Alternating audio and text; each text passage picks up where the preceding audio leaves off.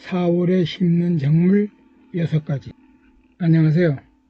삶의 텃밭 강상재입니다. 4월은 파종의 달이라 부릅니다. 어지간한 텃밭 작물들은 거의 파종할 수 있습니다. 그러나 지금 지구온난화 문제는 우리에게도 발등에 불이 됐습니다. 아열대 기후로 변화되는 속도가 너무 빠릅니다. 2070년이 되면 사과, 2090년이 되면 배, 복숭아가 강원도 일부 지역에서만 재배가 가능할 수도 있다는 무서운 예측이 나온 상태입니다. 이에 대비한 작물 선정과 재배법 연구에 우리 텃밭지기들도 관심을 가져야 하지 싶습니다. 4월은 파종의 달 맞습니다. 하지만 예전의 4월과 요즘 4월의 날씨는 사뭇 다릅니다. 전 같으면 꿈도 꾸지 못했을 일부 아열대 작물을 심을 수 있게 됐습니다.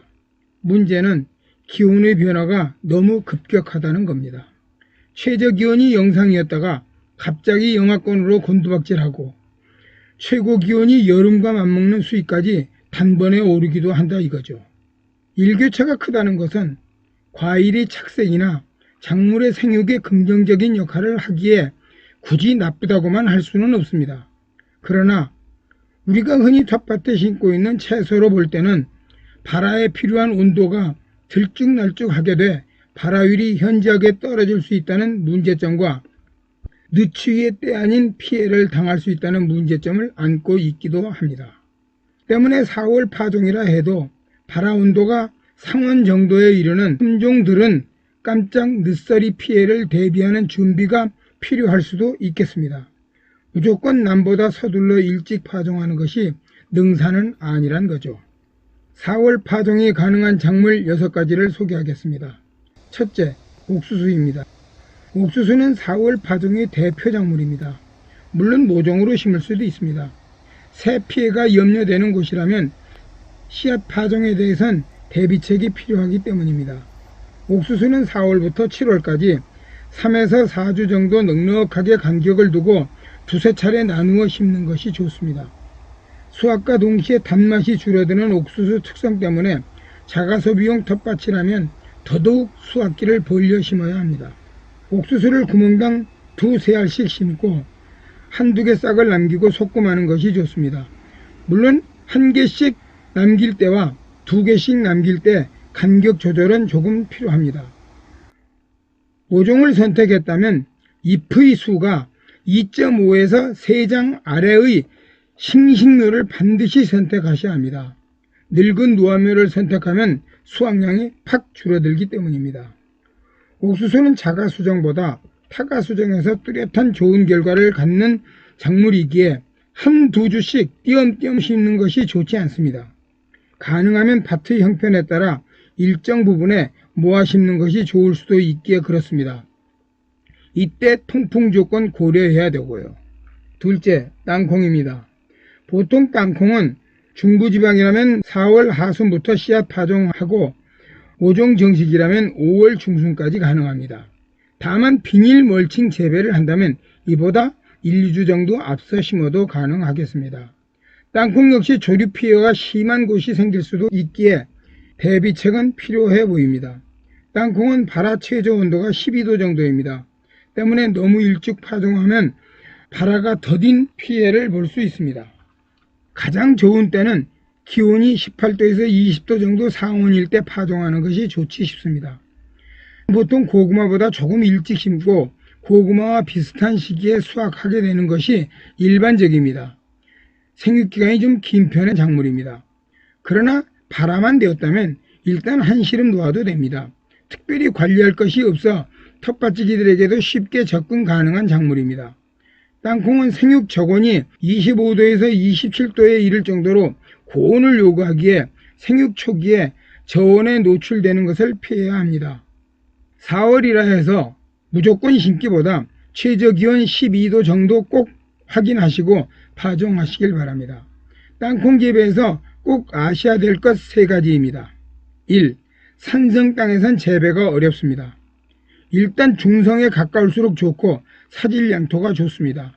땅콩 심은 밭에 석회고토 넣은 지 오래됐거나 산성이 의심스럽다면 파종 3, 4주 전에 석회고토를 넣어주시면 좋습니다. 2. 꽃이 지고 나면 자방병이 생겨 땅속으로 들어가 땅콩이 달리는데 이때 비닐을 크게 찢어주거나 아예 비닐을 제거해야만 자방병이 쉽게 땅속으로 들어갑니다. 저희 경우는 꽃이 필 때 비닐을 벗겨주고 있습니다. 3. 땅콩은 맛이 좋아서 그런지 파종 때와 익어갈 때 조수 피해가 극도로 심합니다. 짐승과 새의 피해를 차단하기 어려운 것은 재배가 어려울 수도 있습니다. 셋째, 생강입니다. 생강은 천근성 작물입니다. 생강도 4월 파종 대표 작물에 속하지만 중부지방이라면 5월 초순까지도 좋습니다. 뿌리 발달이 튼튼하지 않으면서도 땅 표면에 가깝게 분포하는 특징을 보입니다. 이 말은 건조와 과습에 약하며 바람 등에도 쉽게 넘어진다는 걸 말합니다. 생강은 씨앗이 아니라 30g 정도씩 두세 개의 눈을 붙여 잘라낸 종강을 심습니다. 생강은 중부지방에선 4월 중순부터 4월 하순에 심지만 기온이 염려된다면 5월 초에 심는 것이 안전합니다. 너무 서두르면 냉해 피해를 입습니다. 생강 역시 재배기간이 상당히 긴 작물이며 다비성 작물에 속합니다. 또한 산성 토양에 약하기도 하고요. 파종 3, 4주 전 석회고토 넣으시고 파종 2주 전 퇴비 넉넉하게 넣어주시기 바랍니다. 파종은 종강 하나를 30cm 내외 간격으로 벌려 8 내지 9cm 내외 깊이로 심고 흙을 덮어주면 됩니다. 생강은 건조에 아주 취약합니다. 건조를 막기 위해 종강을 심은 후 집 등으로 위를 덮어주고 물주기를 해주면 좋습니다. 일단 싹이 나왔다면 거의 성공했다고 보셔도 될 정도로 이후 재배 관리는 쉬운 편입니다. 넷째, 당근입니다. 당근 역시 4월 파종 대표 작물입니다. 중부지방이라면 4월 중순까지 파종을 하시면 좋습니다.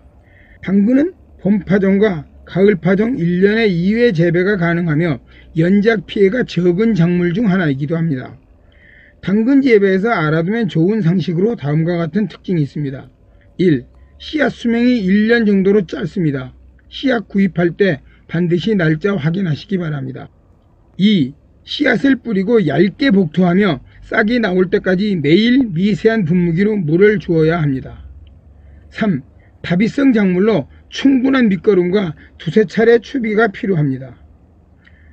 4. 산성 토양을 싫어하니 파종 3, 4주 전 석회고토를 넣어줍니다. 5. 포기 간격이 10cm 정도 되게 두세 차례 걸친 소금 작업을 반드시 해 주어야 합니다. 6. 당근은 북주기를 해 주어야 머리 부분 녹화 현상을 막을 수 있습니다. 봄 당근 파종은 재배기간이 70에서 80일 정도 되는 조생종이 유리하며 소금 작업은 당근 이파리 수에 따라 3차례에 걸쳐 시행하면 좋습니다. 이파리 수 2, 3, 4, 5, 6, 7로 기억하시면 좋다고 다른 영상에서 말씀드린 적이 있습니다. 이파리 수 2, 3장일 때 1차, 4장에서 5장일 때 2차, 6장에서 7장일 때 3차 마지막으로 소금 작업을 하게 되는데 최종 10cm 정도 간격이 되도록 조절하시면 되겠습니다. 다섯째, 강낭콩입니다. 강낭콩은 외성종이며 조생종인 비덩굴성 강낭콩과 키가 크며 만생종인 덩굴성 강낭콩 두 가지로 크게 나눕니다. 좁은 텃밭에선 덩굴성보다는 생육기간이 50일 정도로 짧고 키가 작은 외성종 비덩굴성 강낭콩이 유리한 측면이 있습니다.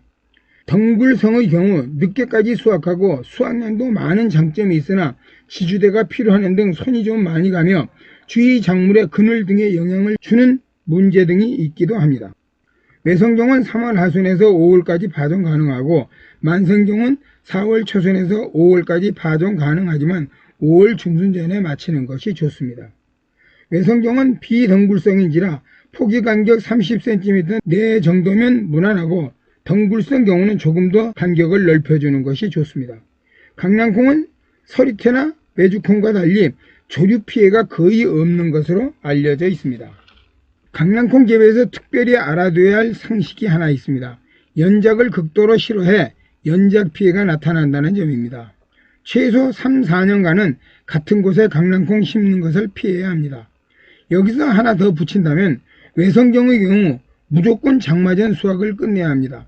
수확을 못하고 장마를 만나면 꼬투리 속에서 싹이 트는 경우가 대부분 생기기 때문입니다. 외성종 강낭콩은 특별하지 않는 한 추비를 주지 않는 것이 보통이지만 덩굴성인 경우는 생육기간이 설이 올 때까지 길고 수확량도 많은 관계로 꽃이 피기 시작하면 상황을 보아가면서 추비를 넣어주는 것이 좋습니다. 여섯째, 호박입니다. 호박만큼 쓰임새가 많은 작물도 드물죠. 하지만 워낙 넓은 면적을 차지하는 관계로 좁은 텃밭에선 쉽게 재배하기 부담이 되는 작물이기도 합니다. 맛과 품질 특성이 다르긴 하지만 줄기 자체가 생기지 않는 주키니 호박은 텃밭에서도 가능하지 싶습니다. 주키니 호박은 옥상에서 화분 재배도 가능합니다. 다만 주키니 호박은 덩굴성 호박에 비해 맛이 좀 그렇긴 합니다. 덩굴성 호박은 다비성 작물이기에 밑거름을 넉넉하게 넣어줍니다. 단 과비가 되면 잎만 무성한 경우가 생길 수도 있습니다. 남부지방이라면 4월 중순부터 4월 하순, 중부지방이라면 4월 하순부터 5월 초순 사이에 한 구덩이당 씨앗을 서너 개 넣었다가 한 개만 남기면 좋습니다. 그러나 텃밭인 경우는 두세 포기 정도면 충분한 양이 나오기 때문에 굳이 몇 알의 씨앗 구하기도 힘들고 남은 씨앗 보관도 번잡스러우니 5월 초순에 모종을 위해 심는 것이 가장 좋습니다.